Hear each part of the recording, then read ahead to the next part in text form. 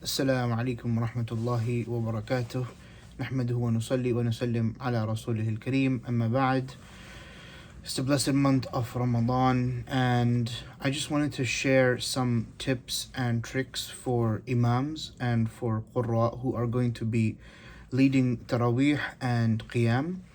And this can be used for both the month of Ramadan and also for even the regular prayers, inshallah. And also for the Qiyam and stuff outside the month of Ramadan as well. So it's not just limited to this month. I decided to make this after I would go around to a different masajid and see the way they would lead the prayers. And, also, alhamdulillah, I've been leading Qiyam and Taraweeh for about just over a decade. So alhamdulillah, I do have some experience and also some very good mentors. So the first thing to start off is that when we are on the musalla, right? When we are on the musalla, when we're in the mihrab, then we have to understand that it's not really about us at this point. So if we're feeling tired, if we're feeling, drained, or if we are not feeling the vibe that day, it doesn't really matter, because what matters is that, look, I am here now on the musalla and there are people behind me that are coming from different backgrounds. Some people, they have been at work all day. Some people are new Muslims, they took Shahada 3 days ago. Some people are going through some very difficult circumstance in their life right now. So there are different kinds of people behind me. And my job on this musalla is that I have to make sure that they have a meaningful prayer experience, that I am able to, with my recitation and with my qira'ah and with my imamah, that I am able to allow them behind me to connect with Allah subhanahu wa ta'ala. Right? And so the first thing that we have to understand is that most people behind us, when they're praying behind us, they do not understand what we are reciting. And this is, of course, specifically in the West, so in countries like America, UK, most of the people behind us, when we are leading, they don't know what we are reciting. The few people that do, so say about 85% of people don't have no clue what we are reading. And about 15% of people, or 10% of people, they know somewhat what we're reciting. And very few, 5 or even less than that, they know exactly what we're reading. They know the surah, they may be hufaz, qurra, or they may know that particular surah, right? And this is relevant. Why? Because when we make mistakes, right? When we make a lot of mistakes on the musalla, then if we break flow too much, then the people that know the meaning, if we're making major mistakes, the people that know the meaning, they will be put off by our recitation.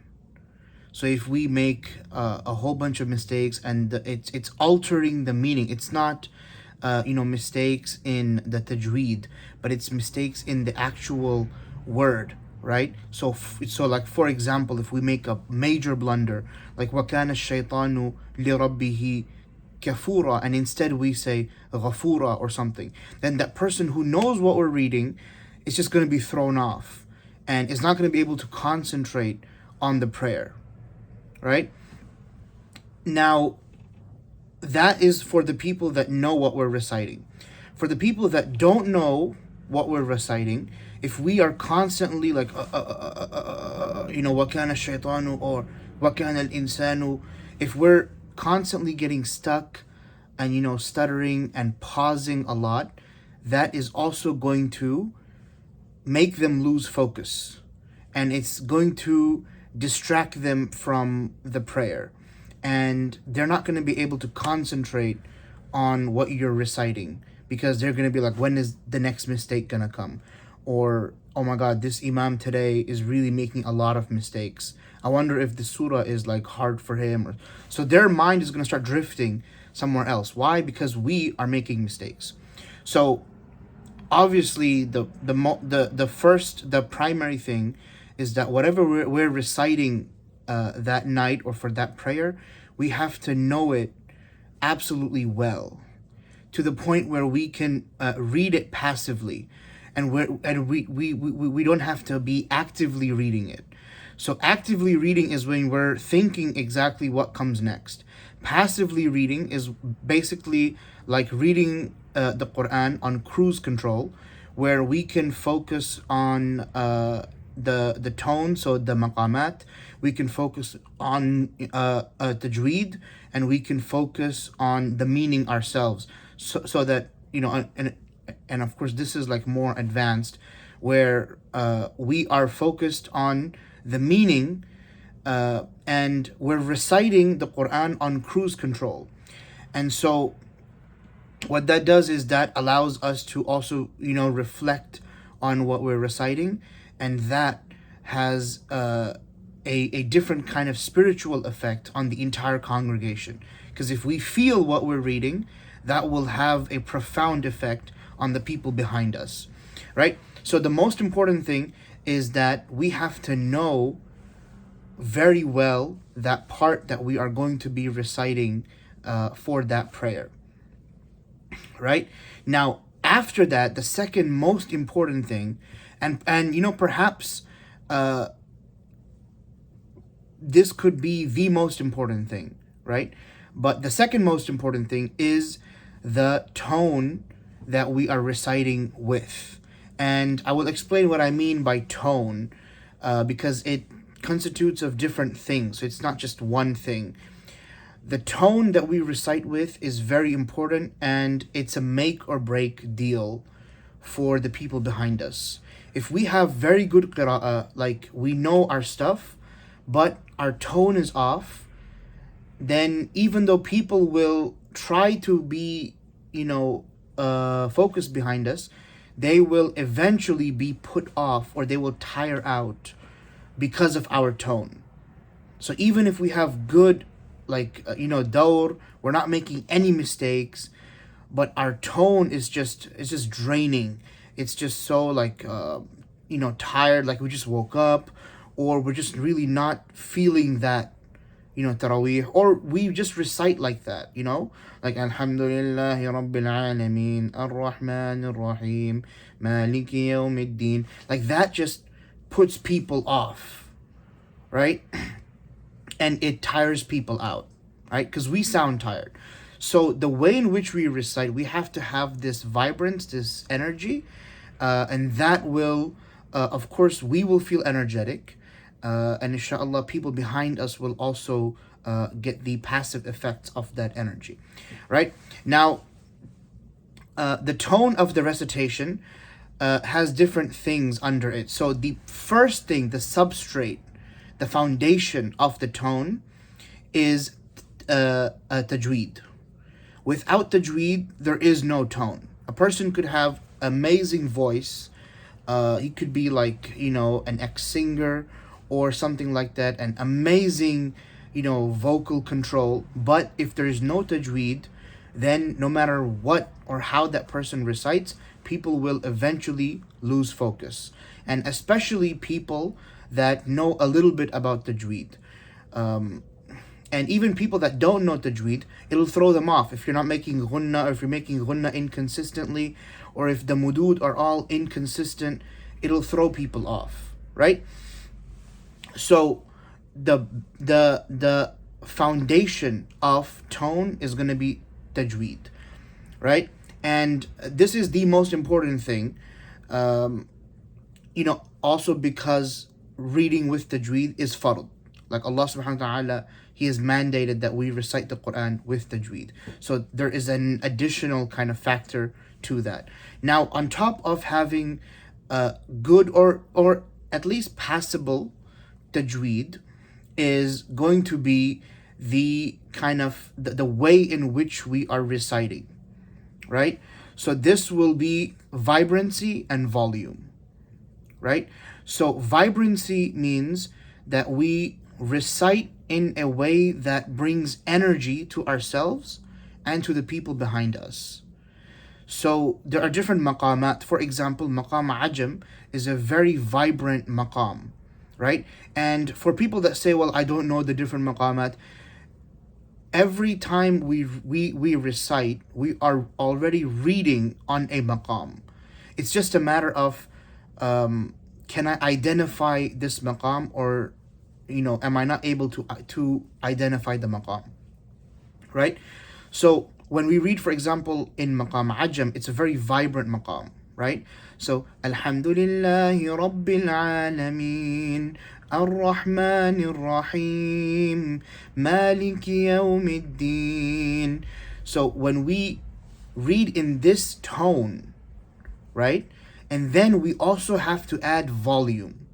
So if we read Alhamdulillahi Rabbil Alameen, but our volume is really low, that still it's gonna sound nice, but people are not gonna feel it. And if they do, it'll just be temporary.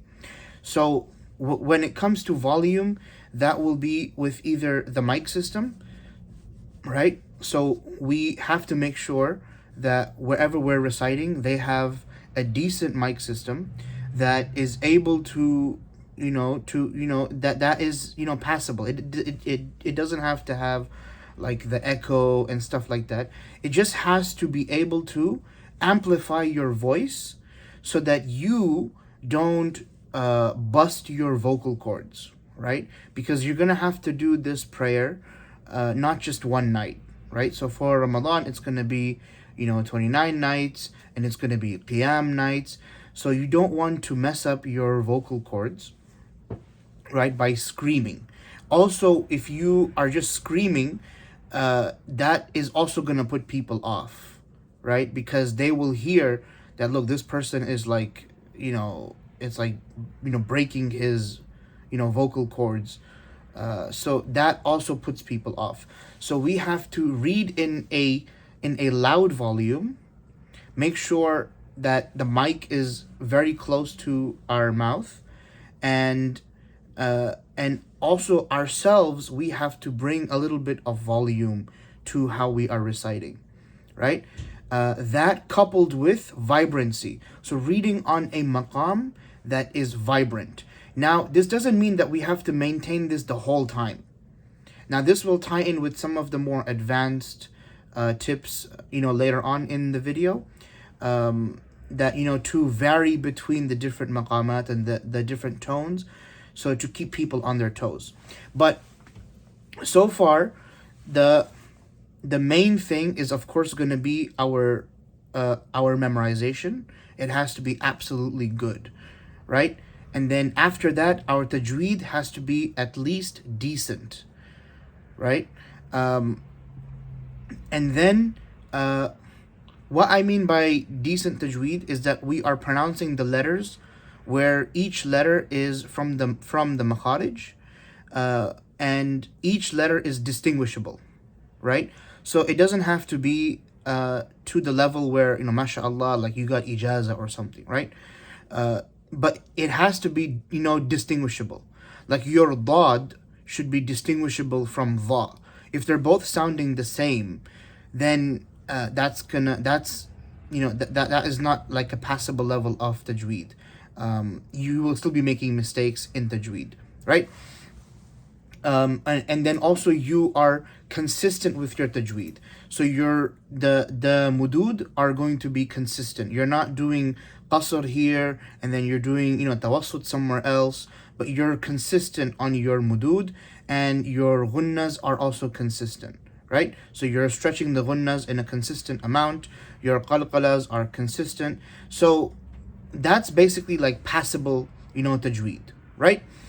That's the second thing. And the third is, going to do with the tone, which is going to be vibrancy and volume. So read in a maqam that is vibrant, that brings energy to the people behind, and also read in a loud volume. So try to be as close to the mic as possible. Next, we will now go to the tune, right? And this is because we're already talking about the, like vibrancy and the maqamat.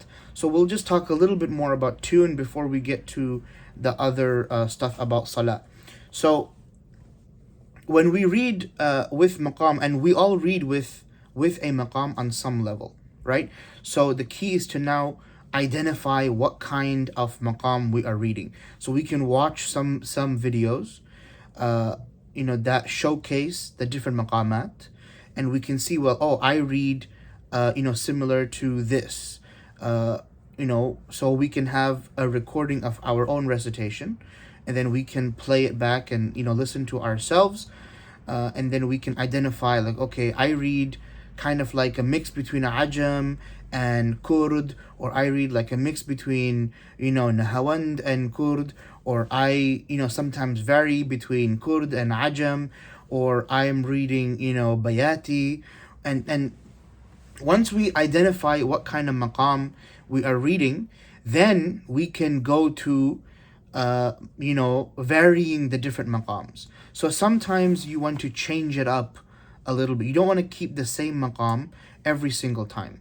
So you want to vary it, and if you know what you're reciting, then khair, this is like the best. So then you'll be able to recite the serious maqam for the serious ayat. And the ayat about Jannah, you'll be able to recite it with the vibrant and kind of happy, maqam. And the ayat about Jahannam, you'll be able to recite it with either a, somber maqam or a serious maqam. And this will allow people in the back that even if they're not understanding what you're reciting, but they are feeling what you're reciting.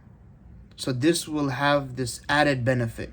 And this is not something that we will be able to achieve overnight. This is like a lifelong journey that we're going to have to, to begin, and then we will continue. So the point is that when we identify what kind of maqam we read currently, that's our beginning. Then we'll be able to, okay, I read this maqam, now tonight I will try to do this different maqam, right? So to keep the tones varied, right? That way people are, keeping focused, right? And then also, this is important, because if you're reading ayat about Jahannam with a very happy maqam, as some people, unfortunately, they do this. They read ayat about Jahannam, and they'll read it in like Ajam, with like a very happy and vibrant kind of way. And the people that understand what's happening, they're just thrown off. Like, well, this sounds weird. So this is also important that we read the different the different ayat in the Quran, and based on what the ayat kind of evoke, the feeling that they evoke, we read it with that maqam. So that was just a little bit about the tone, right? The next thing we are going to touch upon has to do with the prayer itself. Should the prayer be long? Should the prayer be short? What to do? Now, when it comes to Taraweeh, people have a general understanding that Taraweeh, we shorten like the ruku', the sujood, the tashahhud, that is shortened, but the qiyam is moderate. It's not too short and it's not too long, right? And we will recite about 1 to 1.5 pages per rak'ah in a kind of a faster pace compared to like Isha or other fara'id, right? So the main thing to understand is that the prayer, when we're leading prayer, we have to keep it light and sweet. That's the main takeaway. When we're leading prayer, whether it's farad, whether it's Taraweeh, whether it's Qiyam, it is to be light and sweet. When we're praying on our own, then like the Prophet ﷺ said, فَلْيُطَوِّلْ مَا شَاءَ, then you can lengthen as much as you want. And we know that the Prophet ﷺ, when he would pray on his own, he would lengthen the qiyam, he would lengthen the ruku', the sujood. But with people, then he would, try to shorten it. And like, the one Sahabi who complained to the Prophet ﷺ, and he got very angry when he heard that someone was lengthening the prayer. Right? And he said, alayhi salam, he said that you are turning people away from the salah. And so this is why the scholars, even though there's difference of opinion, like for example the Shawafi', they say, well, people, like it's better to do more rak'at, that way you do more, more taslim, you do more Allahu Akbar, you do more takbir, you do more, subhan, tasbih.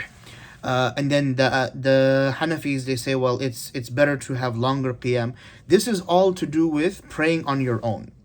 When it comes to praying in jama'ah, the priority is not you, the priority is the people behind you. You have to take into consideration that person, the kid who has school tomorrow. You have to take into consideration the parents who want to care for their child. You have to take into consideration that person who is tired, who was working all day. So keep the prayer light and sweet, whether it's fard prayer, whether it's Taraweeh prayer, whether it's Qiyam prayer. And that goes with a few things. So the qira'ah should be that's the main priority. The main priority is the qira'ah. So if you're gonna make anything long, it should be the qiyam and it should be the recitation. So when you go to ruku', you don't sit in ruku' for like 5 minutes. You are saying the tasbih of ruku' 3 times, 7 times, and then you're getting up, right? So it's not too long. Same for the sajda, same for at-tahiyyat, right? And the qiyam, how long should the qiyam be? The qiyam should be long enough where the people, they are able to, like, they won't feel like they're stuck in the prayer. So that will vary, right? So in some cultures, right, like in the Arab world, Taraweeh is short, but Qiyamul Layl is very long. And sometimes, the Imam will read like a long surah, like they'll read the entire Surah Luqman, right? In just one rak'ah. So it's a long Qiyam, right? But now for us in our context, and that is going to be in the US and in the West in general, we have to take into consideration the new Muslims. We have to take into consideration the Muslims who are not used to praying, right? Like, let's be real, most Muslims are not used to praying for extremely long time, right? And so even though the literal sunnah would be to have a long qiyam, right? The spirit of the sunnah would be to accommodate for the people. And this is mentioned in the books of fiqh, like in Bada'i', it's mentioned that you should, pray as much that you aren't turning people away and you aren't making them kind of apprehensive about praying qiyam, right? So people should be inclined to pray more. So for example, if each, qiyam, each rak'ah is about 3 or 4 minutes, right? So each rak'ah being 3 or 4 minutes, that way a person, if they want to start prayer and they start the prayer and they say they have to use the restroom, right? Or they want to drink water, or they want to go and cough or something, they don't feel like they're locked into that prayer. And the only way they'll be able to leave is by breaking the prayer, right? So keep the salah light and sweet, right? An example of this is, for example, if you have to lead 4 rak'ahs of qiyam, right? And they're like, in these 4 rak'ahs of qiyam, do like half a juz, right? So do like 10 pages in 4 rak'ah, right? Actually, what you should rather do is do 8 rak'ah, but shorten the prayers. So do 8 rak'ahs instead of 4 and shorten the prayers. And this is the reason why we do 20 in the first place. Because originally we were doing 8 rak'ah, and then towards the end of his life, Umar anhu, he made it 20, and then he kept it that way. The reason for that is so that each rak'ah is extremely short. So people can take breaks in between rak'at, people can take breaks from praying and come back later, and people, if they start the prayer, they don't feel like they're locked in. Right? Now, this is the most important things that we covered so far, right? So make sure your dawr is good. Make sure your tajweed is decent, is passable. Make sure you are reading in a vibrant maqam, so it brings energy to people behind you. Make sure your volume is good, right? So you're reading in a loud volume. Make sure you are reading in a varied maqam. So you're reading, one maqam. You're switching up the maqams, and this is a bit more advanced, right?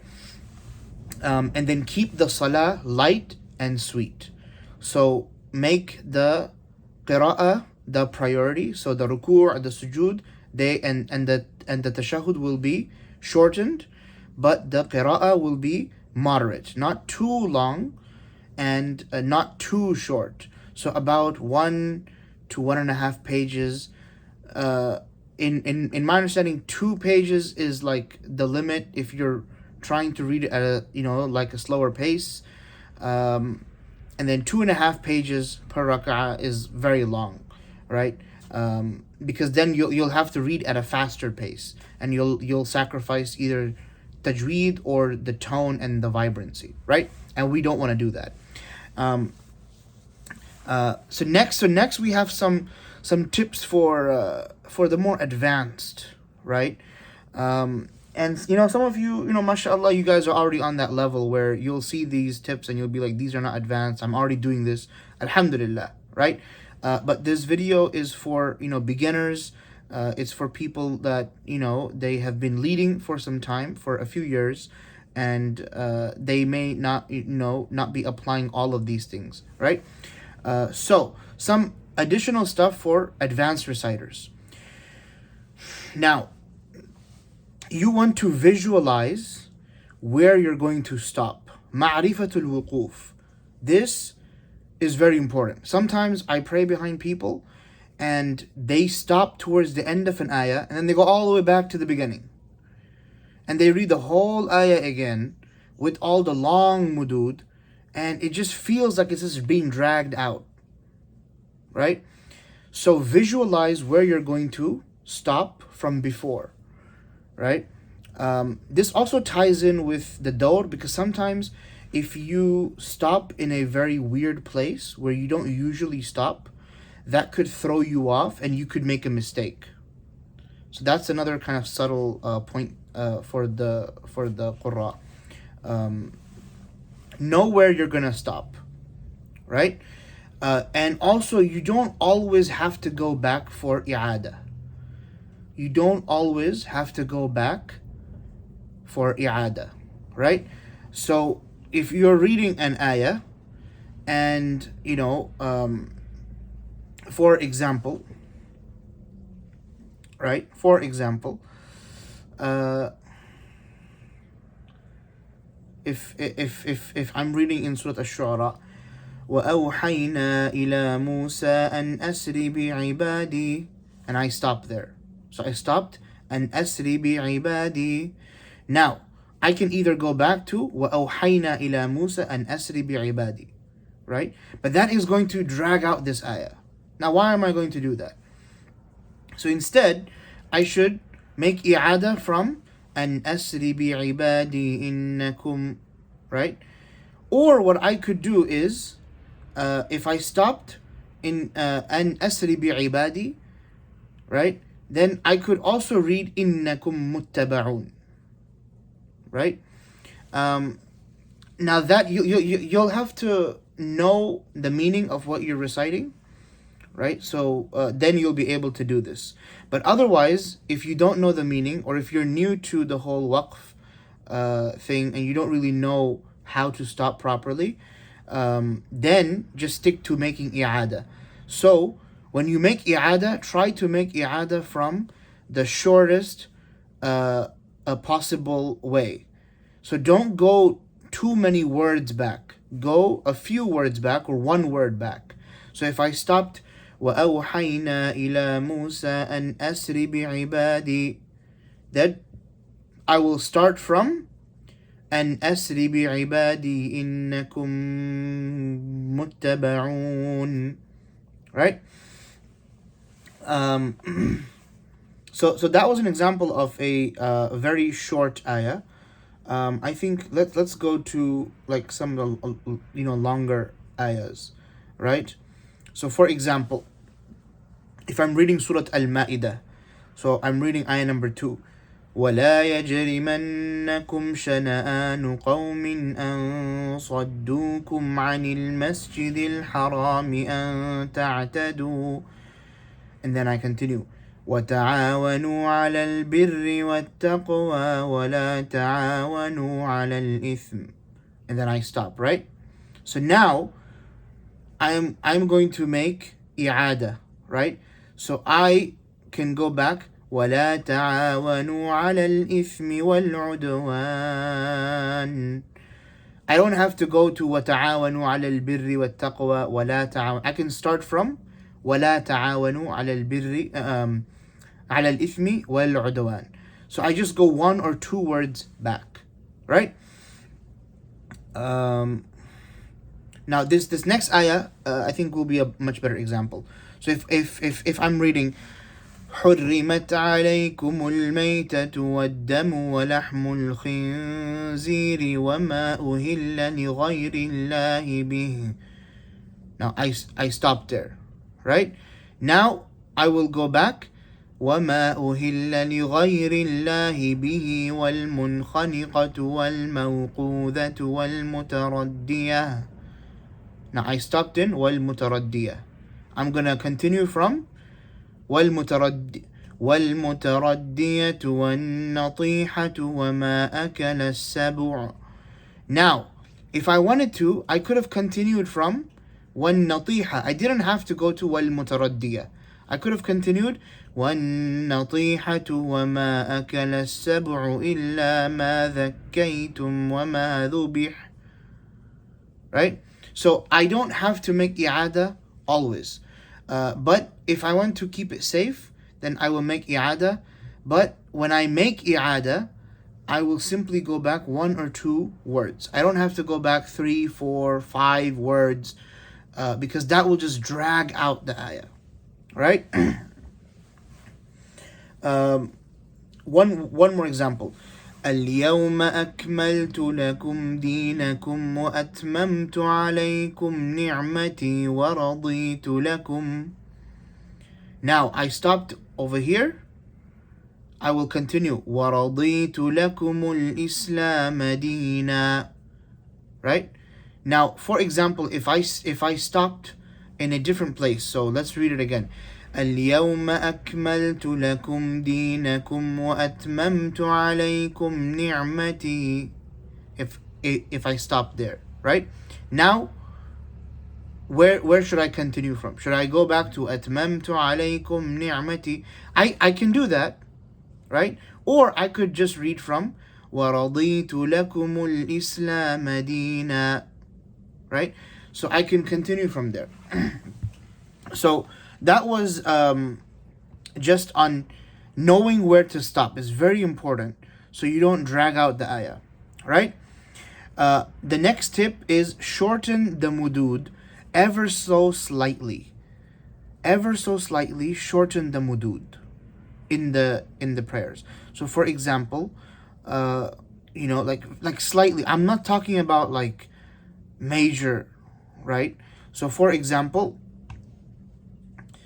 يا أيها الذين آمنوا. Now that was tawassut, right? But if you're reading, if you want to shorten it ever so slightly, يا أيها الذين آمنوا لا تحلوا شعائر الله ولا الشهر الحرام. So I'm shortening, I'm still reading tawassut, but I'm shortening it ever so slightly because my pace is a bit faster, right? So I can do that. If I don't want to shorten the mudud ever so slightly, then what I can do instead is I can vary the tone of the mudud, right? So for example, غير المغضوب عليهم ولا الضالين, right? So notice how I said ضال, like I varied the tone a little bit, right? Why? Because if I just keep it the same one tone, that will feel like it's longer. So if I just said ولا الضالين as opposed to ولا الضالين, right? So it, because I'm varying the tone a little bit, right? Like I'm varying the pitch a little bit, it the mad itself feels slightly shorter. Now also when we're reciting, we can recite from a different turuq. So for hafs we have the one turuq, the more famous way will be to recite with tawassut for all the maddul munfasils, right? But there's also, we have qasr for all the maddul munfasil. So if you want, you could recite from a different turuq. You don't need ijaza for that. You can just recite. You just not have the differences. There are some differences, but if you just know those like 3 or 4 differences in the entire Quran, you can use that different turuq, and all of your mudud, the munfasil will be qasr.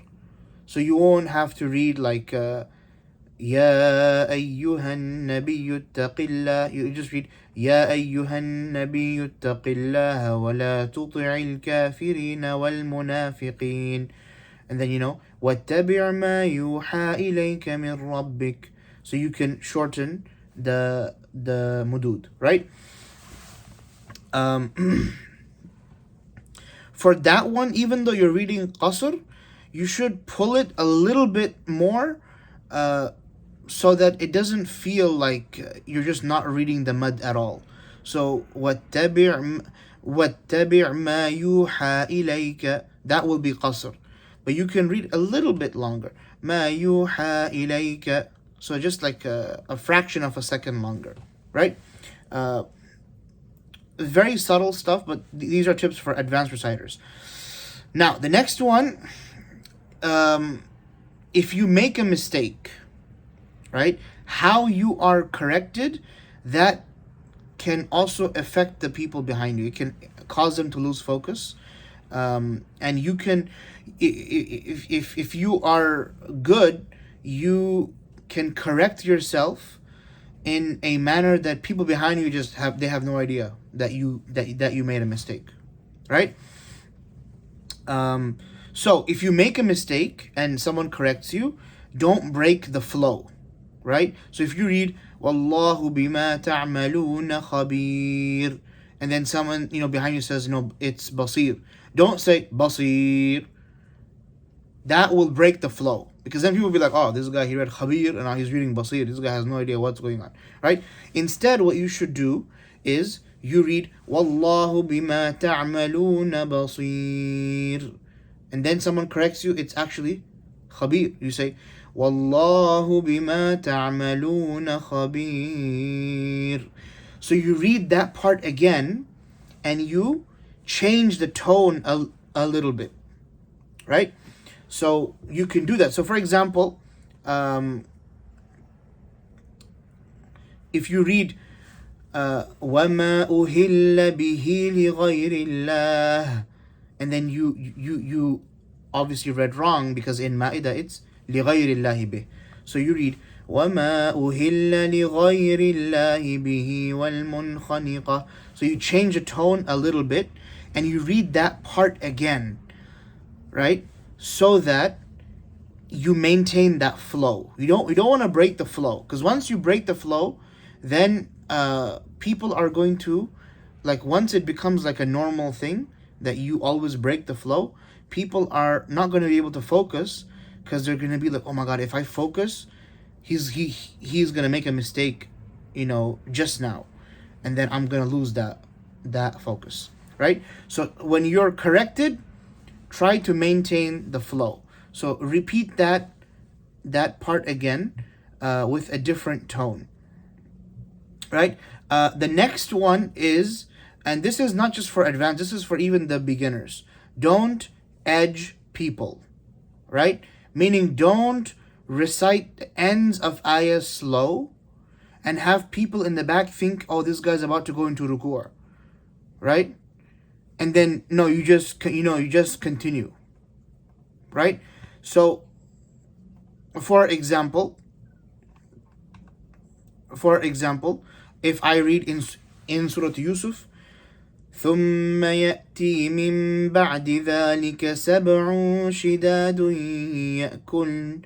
يأكلن ما قدمتم لهن إلا قليلا مما تحصنون ثم يأتي من بعد ذلك عام. I should not do that, because people thought that I'm going to make ruku' in إلا قليلا مما تحصنون. Maybe some people even put their hands down, right?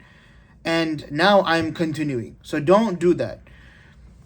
Go slowly towards the end of an ayah only when you're about to make ruku'.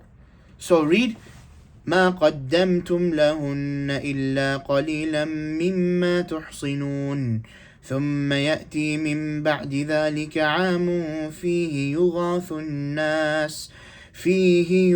الناس وفيه يعصرون.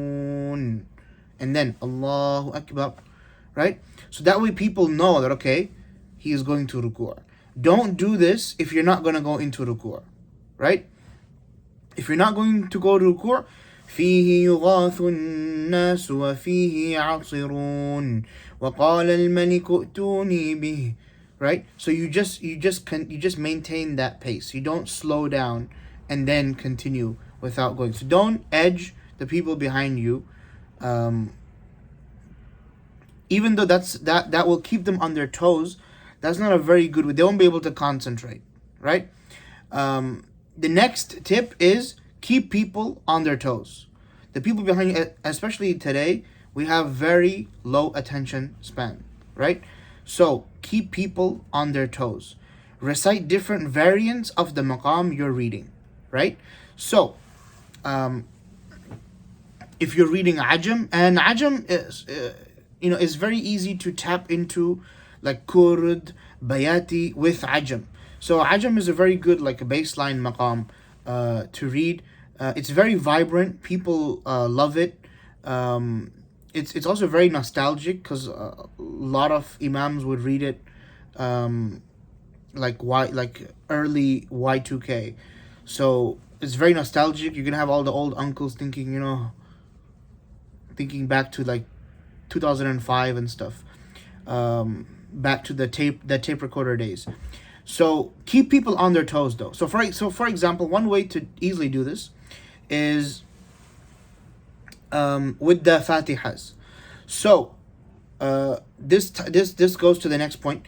Fatiha in the first rak'ah should be in one maqam, so your main maqam, right? Then in the next rak'ah, it should be in a slightly varied form of that maqam, right? So for example, let's read Al-Fatiha with maqam ajam.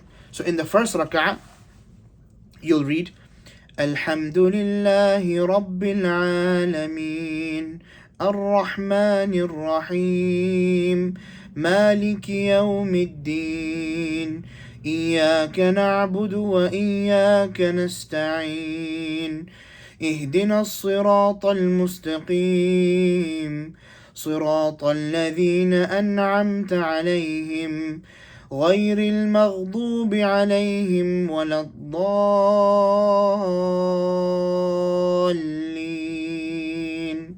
That was Maqam Ajam in the first rak'ah, right? Now in the second rak'ah, you don't want to read that same slow pace. You want to read a little bit faster. So keep people like, okay, this is the second rak'ah, right? So you want to read Alhamdulillahi Rabbil Alameen Ar-Rahmanir Rahim Maliki Yawmiddin Iyyaka na'budu wa iyyaka nasta'in اهدنا الصراط المستقيم صراط الذين أنعمت عليهم غير المغضوب عليهم ولا الضالين.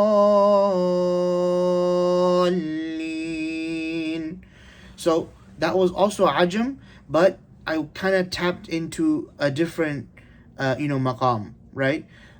So that is what you want to do. Keep the tones also varied, so that way people they don't lose attention. Right now, remember, we're doing this for the people in the back. Most people, they are simply going off of your tone, right? They don't know what you're reciting. Unfortunately, even though we should know what Allah is saying, they are not to the level where they understand what you're reading, right? So your tone is make or break for them, right? And if you can make them have a meaningful experience with prayer just by your tone, then inshallah you will get so much reward for that, right? You will get immense reward for that, right? One way to do this with Nahawand, so you can read like Alhamdulillahi Rabbil Alameen Ar-Rahmanir Rahim Maliki Yawmiddin Iyyaka na'budu wa iyyaka nasta'in. And then in the second rak'ah you read Alhamdulillahi Rabbil Alameen الرحمن الرحيم مالك يوم الدين إياك نعبد وإياك نستعين. So notice how I went from Nahawand low to high in the first rak'ah, and in the second rak'ah it was maqam Nahawand from high to low. So you can kind of do that and have fun with it, and also enjoy yourself on the musalla. After a first few times on the musalla, once you get comfortable on the musalla, then you can enjoy yourself, and you can have a very spiritually uplifting experience while leading the people behind you, right? So those were just some advanced tips. If you have some tips that you would like to share, then please feel free to do so in the comments. And we ask Allah Ta'ala that He makes this beneficial for all of us.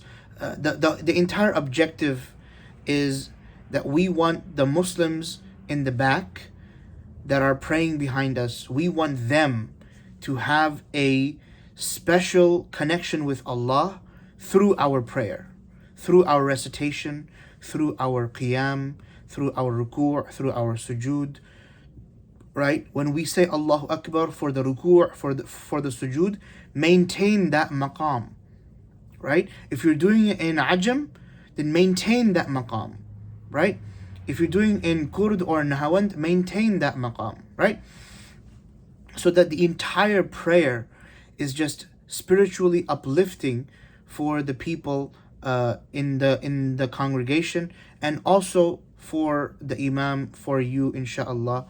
So I just wanted to share that. I hope inshallah this is of benefit. We ask Allah Ta'ala that He accepts this from us. Wassalamu alaikum wa rahmatullahi wa barakatuh.